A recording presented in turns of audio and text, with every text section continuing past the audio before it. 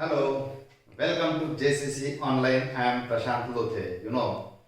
Today we start our new chapter after long time. या आधी आपण सोल्युशन कॉलिगेटिव्ह प्रॉपर्टी बद्दल बरंच डिस्कशन केलं, त्याचे न्यूमरिकल्स बघितले, त्याच्यामध्ये total concept, formulae, units, definitions, explanation सगळं झालं. आज आपल्याला चालू करायचं आहे एक अत्यंत महत्त्वाचं. जर तुम्ही मला विचारलं की फिजिकल केमिस्ट्रीचं एक कन्सेप्च्युअल नंबर 1 चॅप्टर जर कोणता आहे असं जर तुम्ही विचारलं तर मी म्हणेल थर्मोडायनेमिक आणि आयोनिक इक्विलिब्रियम. अत्यंत महत्त्वाचं कन्सेप्च्युअल चॅप्टर, मी त्याला नंबर 1 देईन. आणि म्हणून हे चॅप्टर तुम्हाला माझ्याकडनं शिकून घेणं अत्यंत आवश्यक आहे.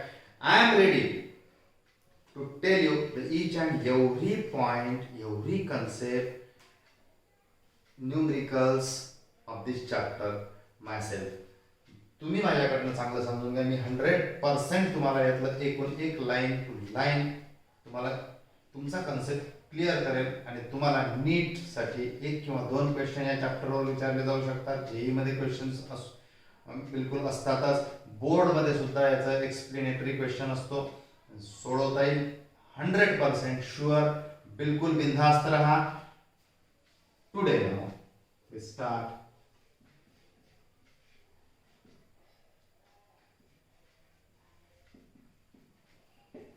ionic equilibrium.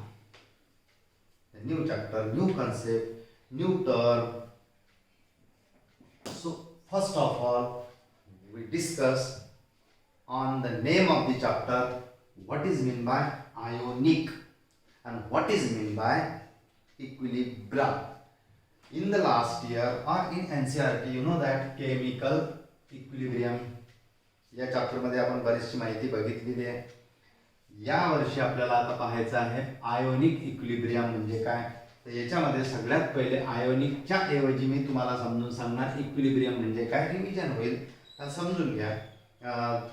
जास्त वेळ घेणार नाही, परंतु अर्थ समजल्याशिवाय या चॅप्टर मध्ये तुम्हाला पुढचा पार्ट बिलकुल समजणार नाही. आणि म्हणून बारकाईनं इक्विलिब्रियम या शब्दाचा अर्थ समजून घ्या. कारण इतकं सांगतो याच्यासाठी की याच्यामध्ये बरंच काही लपलेलं आहे, कन्फ्यूज करणार आहे. आणि ते कन्फ्युजन दूर करण्यासाठी तुम्हाला या ठिकाणी इक्विलिब्रियमचा अर्थ पहिले समजून घेणं अत्यंत आवश्यक आहे. What is mean bye equilibrium.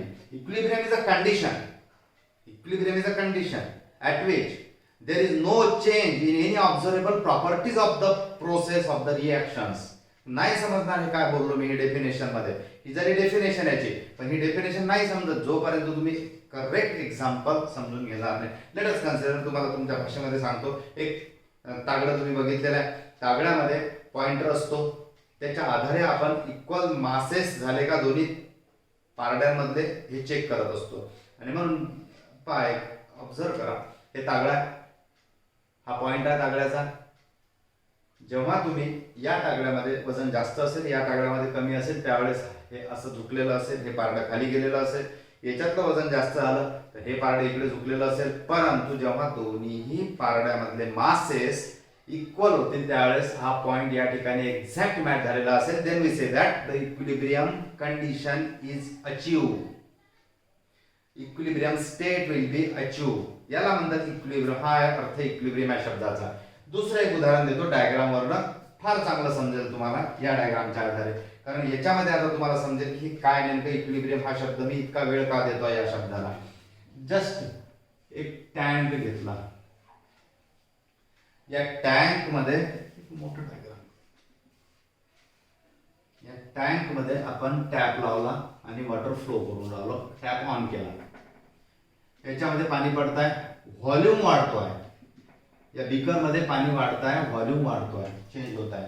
इथं V1 होता, इथं V2 झाला, इथं V3 झाला, व्हॉल्यूम वाढतोय. Close the tap.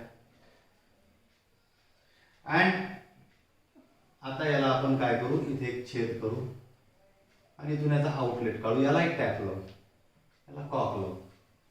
कॉक सध्या समजा हा क्लोज आहे, हा ऑन आहे. पाणी पडताय, व्हॉल्यूम वाढत आहे. आता आपण काय करू, हा टॅप ऑन करू.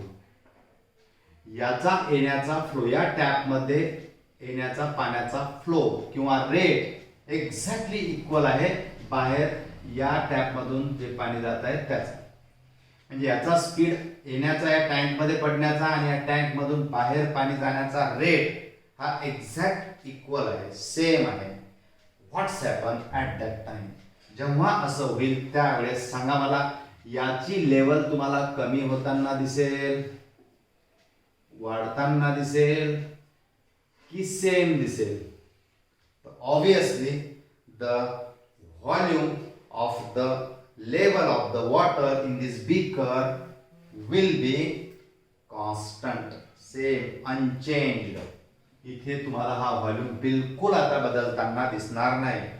नेमकं याच्यामध्ये लपलेलं काय आहे, तर मी हे तुम्हाला दिसू देत नाही. इनकमिंग वॉटर दिसत नाही आणि आउटगोइंग वॉटर तुम्हाला दिसत नाही, एवढीच इमेज दिसते. तर सांगा बरं मला, तुम्हाला या ठिकाणी काही होते आहे का असं दिसतंय, जाणवत आहे? याच्यामध्ये तुम्हाला काही होत आहे असं काही दिसतंय? नाही. याच्यामध्ये तुम्हाला कसल्याही प्रकारचं काय प्रोसिजर चालू आहे हे दिसत नाही आहे, कारण हे क्लोज केलंय मी, बंद, दिसूनही देत आहे. तुम्ही काय म्हणाल की या ठिकाणी व्हॉल्यूम हा कॉन्स्टंट, परंतु मी हात काढले, आता तुम्हाला काय दिसतंय? इथं प्रोसिजर चालू आहे, काहीतरी क्रिया चालू आहे. इनकमिंग वॉटर चालू आहे आणि आउटगोइंग वॉटर चालू आहे, प्रोसेस चालू आहे आणि प्रोसेस चालू आहे. म्हणून या ठिकाणी चालू असताना सुद्धा इथं इक्विलिब्रियम एस्टॅब्लिश केल्या गेली. During process, equilibrium is the condition achieved during the process. Process चालू असताना एक अशी कंडिशन येते की at which there is no change in observable properties of the reactants or the products in a given chemical reaction.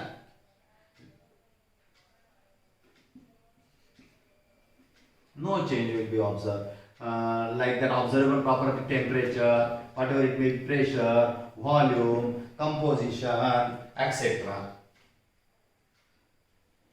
Or we say that mole, number of moles, etcetera. या ऑब्झर्वेबल property मध्ये तुम्हाला जर कोणत्याही एका बदल दिसत नसेल तर नक्की या प्रोसेसनी, या समजा रिॲक्शन म्हटलं, या रिॲक्शननी किंवा फिजिकल चेंज मधला यांनी कसल्याही प्रकारचा त्या ठिकाणी बदल होताना दिसत नाही, till the process will be continue. याला म्हणतात इक्विलिब्रियम. आलं असेल मला वाटतं की या उदाहरणातून हा काही एक टॉपिक अंडरस्टँडिंग होण्यासाठी या शब्दाचा अर्थ कळला पाहिजे. म्हणजे प्रोसिजर सुरू असताना अशा प्रकारची एखादी कंडिशन येत असते की ज्या ठिकाणी ऑब्झर्वेबल प्रॉपर्टी आपल्याला बदलताना दिसत नाही. ती ऑब्झर्वेबल प्रॉपर्टी टेम्परेचर असू शकते, pressure, volume, composition, number of mole, density, हे असू शकते कोणतीही. ती कंडिशन एखाद्या प्रोसेसमध्ये, रिॲक्शनमध्ये आली तर त्या कंडिशनला आपण म्हणतो इक्विलिब्रियम कंडिशन. हे बघा ना, याचं वेट आहे, पेन आहे, इथं पॉईंट ठेवला हे इकडे पडेल, इथं पॉईंट ठेवला हे इकडे पडेल. पण एक असा कोणता तरी पॉईंट असतो की या ठिकाणी जर आपण हा ठेवला तर हा पेन नाही इकडे पडणार, नाही इकडे पडणार, एक्झॅक्ट राहते. म्हणजे इक्विलिब्रियम कंडिशन आली याची पेनची. अशा वेगवेगळ्या ठिकाणी आपण इक्विलिब्रियम या शब्दाचा अर्थ लावू शकतो. दुसरा आता अर्थ आहे समजून घ्यायचा, तो म्हणजे आयोनिक. आपल्याला या चॅप्टर मध्ये शिकायचं आहे आयोनिक इक्विलिब्रियम म्हणजे काय. तर त्याच्यासाठी सगळ्यात पहिले माहिती पाहिजे तुम्हाला ions. You know Michael Faraday, very famous, संपूर्ण इलेक्ट्रिसिटीवर त्याचं थेसिस आहे. मायकल फॅराडे काय सांगतो? आयन कसले असतात? आयन कशाला म्हणतो आपण? Ion ions are the species. Ions are the species which are formed. Ions are the Michael Faraday told us, ions are the species which are formed in maximum in a aqueous solution. Aqueous solution मध्ये काही पदार्थ dissolve केल्यानंतर काही species तयार होतात, त्याला ions म्हणतात. हे काही करेक्ट Michael Faraday's opinion कि ions are generally substances or species which are formed when their substance dissolved in water. हे काही असं जरुरी नाही आहे की सगळेच पदार्थ पाण्यात टाकल्यानंतर आयन देतात. मोस्ट ऑफ द पदार्थ सॉल्ट असतील, स्ट्रॉंग ऍसिड असतील, स्ट्रॉंग बेस असतील, ते पुढे बघणार आहोत आपण की ते सबस्टन्स पाण्यात टाकल्यानंतर आयन्स देतात. ओके, हे जे आयन्स आहेत तुम्हाला माहिती आहे हे ions, cations, anions due to dissociation of the molecule पाण्यात टाकल्यानंतर डिसोसिएट होऊन त्याचे आयन मध्ये कन्वर्शन होते, हे माहित आहे. किंवा एखादा ॲटम आहे ड्यू टू द लॉस और गेन ऑफ इलेक्ट्रॉन त्याचा आयन होते, एखादा आयन दुसऱ्या आयन मध्ये कन्वर्ट होते, या सगळ्या गोष्टी आयन्स मध्ये येतात. तर मग या आयन्स या शब्दाचा अर्थ आपल्याला काय लावायचं या ठिकाणी आयोनिक इक्विलिब्रियम असल्यामुळे आयन्स माहिती पाहिजे की ions are the species which are formed by the molecule when dissolved in aqueous solution or proper solvent, or the species which are formed due to the loss or gain of electrons by the atoms or by the ions. हे जे ions आहेत ह्या ions मध्ये तयार झालेलं equilibrium generally या chapter मध्ये आपल्याला पाहायचं आहे की ions which are form due to dissociation of molecule. असं नाही आहे की फक्त मॉलिक्यूलच्याच डिसोसिएशनमुळे आयन्स तयार होत असतील. फॉर एक्झाम्पल हे बघा CH3COOH when dissolved in water it gives CH3COO negative ion and H positive ion. This is ionization process. Acidic acid पाण्यात टाकल्यानंतर त्याचं आयन मध्ये कन्वर्शन झालं, HCl पाण्यात टाकला H पॉझिटिव्ह. असं जरुरी नाही आहे की सगळेच्या सगळे कोण पदार्थ पाण्यात टाकल्यानंतर आयन देतात. नाही नाही नाही glucose, this is sugar, when dissolved in water it remains as it is. मग this is ionic substance, this is ionic substance, but this is not a ionic substance, it is anionic substance. This is not a ionic substance because it does not produces the ion when dissolved in water. This substance gives the ions when dissolved in water, and therefore urea does not produces the ion when dissolved in water. So this is anionic substances. मग आता ionic substances कोणते, non ionic substances कोणते, non ionic substance कोणते, ionic substance कोणते, याच्याविषयी थोडक्यात माहिती मी तुम्हाला सांगतो. कारण आपल्या चॅप्टरचं नाव आहे आयन इक्विलिब्रियम आणि आयनच्या बाबतीतला काही कन्सेप्ट तुमचा क्लिअर करणं मला आवश्यक आहे. मग असे जे काही सबस्टन्सेस आहेत आणि आपल्याला या चॅप्टरमध्ये शिकायचं आहे molecule to ion, ion to मॉलिक्यूलचं कन्व्हर्शन आणि न्यूमरिकल्स आहेत, त्याच्यात डिसोसिएशन आहे, बऱ्याच काही गोष्टी आपल्याला पाहिजे म्हणून या शब्दाचा अर्थ समजून घेणं आवश्यक आहे. तर मग हे जे आयन्स आहेत, आयोनिक सबस्टन्सेस आहेत, हे आयोनिक सबस्टन्सेस आपल्याला बघावे लागणार. त्याच्यासाठी आपण नंतर मग ionic substances according to Michael Faraday, ionic substances are generally called as electrolyte. So what is meant by electrolyte? Those ionic substances or those substances, electrolyte means those substances which when dissolved in water they dissociate and produces the ions, whatever cations and anions. Ions are called as electrolyte. Ionic substances, that is molecule, when dissolved in water it gives the ion, are called as electrolyte. And those substances which when dissolved in water does not produces ion are called as non-electrolyte substances. Electrolyte substances, non-electrolyte substances, very simple. जे पदार्थ पाण्यात टाकल्यानंतर ion देतात त्यांना electrolyte म्हणायचं. जे पदार्थ पाण्यात टाकल्यानंतर आयन देत नाहीत त्यांना नॉन इलेक्ट्रोलाइट सबस्टन्सेस म्हणायचं. इलेक्ट्रोलाइट सबस्टन्सेस एक्झाम्पल मी देतात, मला कंटिन्यू करणार पण आता थोडक्यात सांगून देतो. Generally HCl, H positive, Cl negative, ionic substance झाला. Urea, glucose, cane sugar are the non-ionic substances that does not produce the ion, they remain as a molecule when dissolved in water. ते पदार्थ पाण्यात टाकल्यानंतर molecule फॉर्ममध्येच राहतात. ग्लुकोजचा molecule ॲक्वस फॉर्ममध्ये molecular फॉर्ममध्येच राहणार, त्याचा ion होणार नाही. मग हा मॉलिक्यूल झाला नॉन आयोनिक, यांनी आयन्स नाही तयार केले पाण्यात टाकल्यानंतर सुद्धा. मग असे पदार्थ जे पाण्यात टाकल्यानंतर सुद्धा मॉलिक्युलर फॉर्ममध्येच असतात त्यांना म्हणायचं नॉन इलेक्ट्रोलाइट सबस्टन्सेस. आणि जे पाण्यात टाकल्यानंतर आयन तयार करतात केटायन्स एनायन्स त्यांना म्हणायचं electrolyte substances. Up till now clear. आता लिंक लागली. What is mean by electrolyte.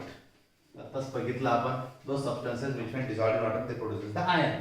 Electrolytes are two types. मग त्याचे एक्झाम्पल मी नंतर सांगणार तुम्हाला. पहिले इलेक्ट्रोलाइट म्हणजे काय समजून घ्या. Electrolytes are of two type. मग परत मी आयोनिक विग्रहावर येणार. पहिले आता सध्या आयन चालू आहे. आयन्स म्हणजे काय याचा अभ्यास चालू आहे आपला. Electrolytes are of two types. Number 1 strong electrolyte and number weak electrolyte. Listen carefully. Electrolytes means those substances which produces the ions are called as electrolyte. पाण्यात टाकल्यानंतर आयन देणारे पदार्थ दोन प्रकारात क्लासिफाय केले गेले, स्ट्रॉंग इलेक्ट्रोलाइट आणि वीक इलेक्ट्रोलाइट. स्ट्रॉंग इलेक्ट्रोलाइट कोणाला म्हणायचं? those substances which when dissolved in water dissociate almost completely. 1 mole 6.022 into 10^23 particle आपण पाण्यामध्ये टाकले. पाण्यामध्ये टाकल्यानंतर सगळ्या मॉलिक्यूलचं 6.022 into 10^23 पार्टिकलचं म्हणजे 1 मोल पदार्थाचं कंप्लीट आयन मध्ये कन्वर्शन झालं. completely ionizes in water are called as strong electrolyte. Those substances, listen very carefully, those substances which when dissolved in water they dissociate almost completely and produces ion, large number of ions, are called as strong electrolyte. And those example नंतर सांगतो, पहिले definition दोघांची सांगतो. weak electrolytes are those substances, weak electrolyte are those substances which when dissolved in water. फार महत्वाचा शब्द वापरणार आता. those substances which when dissolved in water they dissociate to a very small extent when dissolved in water and produces few ion and some remain unionized in the form molecular form. Molecule जसेच्या तसेच राहतात, काही प्रमाणात ते पाण्यात ionise dissociate होतात, त्याचे ions तयार होतात आणि काही जसेच्या तसेच. फॉर एक्झाम्पल हे नाही समजणार, हे समजू शकते. लेट अस कन्सिडर AB नावाचा कोणता तरी मॉलिक्यूल आहे, पाण्यात टाकला. पाण्यात टाकल्यानंतर 100% याचे 1 मोल घेतले, पाण्यात टाकले, गिवन अमाऊंट ऑफ वॉटरमध्ये टाकले, 1 मोल कम्प्लिटली आयोनाइज झाले आणि आपल्याला भेटला A निगेटिव्ह आणि B पॉझिटिव्ह लार्ज नंबरमध्ये. हे 1 मोल होते. A निगेटिव्हचा 1 मोल भेटला, B निगेटिव्हचा 1 मोल भेटला. व्हॉट्स हॅपन हियर की AB जेवढा होता तेवढा पाण्यात टाकल्यानंतर AB मॉलिक्यूलचे जेवढे पार्टिकल होते 1 मोल मध्ये बसणारे ते सगळे पाण्यात टाकल्यानंतर आयोनाइज झाले, डिसोसिएट झाले, तुटला आणि त्याचं आयोनायझेशन झालं. A बॉन्ड B तुटला आणि A निगेटिव्ह आणि B पॉझिटिव्ह आयन मध्ये ते कन्वर्ट झाले. अशा पदार्थाला आपण स्ट्रॉंग इलेक्ट्रोलाइट म्हणायचं. त्याची लिस्ट भरपूर मोठी आहे. सांग तुम्ही तुम्हाला काय काय लिस्ट आहे त्याची. Strong acid, all strong acid, all strong bases and salt are strong electrolyte. Strong acid कोणकोणते आहेत? HCl, HNO3, H2SO4, H2CO3 are the strong acid. राहू दे, सध्याची 3 लक्षात राहू द्या. HCl, hydrochloric acid, nitric acid, sulphuric acid are the strong acid. Strong base, when these substances, these acids when dissolved in water they dissociate almost completely and produce large number of ions. Strong bases KOH, NaOH, MgOH by 2, CaOH by 2. हे group second चे generally, first आणि second ग्रुपचे generally जे hydroxide ion तयार करतात they are the strong bases. Salt, NaCl, KCl, etc. They when dissolved in water they dissociate almost completely. हे पदार्थ असू द्या काय ते एक्झाम्पल लक्षात राहणं आवश्यक आहे, पण जर असू द्या हे HCl पाण्यात टाका पूर्णपणे आयनाइज होते, HNO3 पाण्यात टाका पूर्णपणे आयनाइज होते, पूर्ण मॉलिक्यूल त्याचे तुटतात, अलग अलग होतात, H आयन आणि निगेटिव्ह आयन देतात. KOH base NaOH base MgOH/2 टाकला पाण्यामध्ये, तुम्हाला ते पूर्णपणे आयोनाइज होताना दिसतील आणि K पॉझिटिव्ह आणि OH आयन कम्प्लिटली डिसोसिएट होतील. त्यांच्यामध्ये कोणताही मॉलिक्यूल फॉर्म मध्ये त्या पाण्यामध्ये राहणार नाही. परंतु वीक इलेक्ट्रोलाइट काय, स्ट्रॉंग लवकर समजून जाईल, पण वीक म्हणजे काय, just within 1 minute I will tell you. Weak electrolyte, those substances which when dissolved in water they dissociate to a very small extent. Means what? Let us suppose AB is a weak electrolyte. Means what's happened when it dissolved in water? This is let us suppose solid. पाण्यात टाकल्यानंतर AB काही प्रमाणात जसाच्या तसाच aqueous form मध्ये राहील आणि काही प्रमाणात त्याचे आयन होतील. याचा अर्थ काय, 1 मोल जर AB घेतला तर होऊ शकते, मे बी पॉसिबल, एक्झाम्पल आहे, होऊ शकते 0.5 मोल ॲज इट इज राहिले, ते डिसोसिएट झाले नाही, ते मॉलिक्युलर फॉर्म मध्येच पाण्यात आहेत, आणि 0.5 मोल हे आयोनाइज झाले. म्हणजे हा पदार्थ काही प्रमाणात अनआयोनाइज आहे, याला म्हणायचं वीक इलेक्ट्रोलाइट, आणि काही प्रमाणात आयोनाइज झाला, याला म्हणायचं वीक इलेक्ट्रोलाइट. कंपेअर करा बरं वीक इलेक्ट्रोलाइट आणि नॉन इलेक्ट्रोलाइट सोबत. नॉन इलेक्ट्रोलाइट जर पाण्यात टाकलं तर बिलकुल मॉलिक्युलर फॉर्म मध्येच राहतो, सॉलिड ॲक्वस, जसं याच्यामध्ये आयोनायझेशन होत नाही. रिमेंबर, आता मी या ठिकाणी दाखवत असताना एक गोष्ट तुमच्या लक्षात आली असेल की स्ट्रॉंग इलेक्ट्रोलाइटची रिॲक्शन मी दाखवत असताना सिंगल हेडेड ॲरोनी दाखवली, आणि या ठिकाणी वीक इलेक्ट्रोलाइटची रिॲक्शन पाण्यासोबत दाखवत असताना मी डबल हेडेड ॲरोनी दाखवली. हा काय प्रकार आहे, हाच सगळ्यात महत्त्वाचा प्रकार आहे आयोनिक इक्विलिब्रिया चॅप्टर मध्ये. सिंगल हेडेड ॲरो आणि डबल हेडेड ॲरो, याच्यावर आता आपल्याला फोकस करायचा आहे, अत्यंत महत्त्वाचा.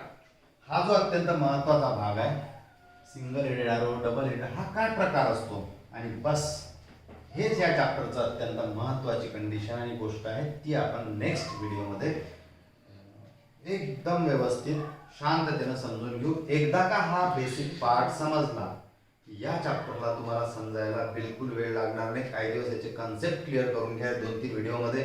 त्यानंतर याच्यामध्ये technical, degree of dissociation, skill based, application based questions, काही एक्झाम्पल्स आणि टॉपिक चालू होणार आहेत, आणि म्हणून हा बेसिक टॉपिक अत्यंत महत्त्वाचा आहे, तो तुम्हाला समजून घेणं फार आवश्यक आहे. I think you understood this. Read, remember and give the test on this topic. In the next video we start.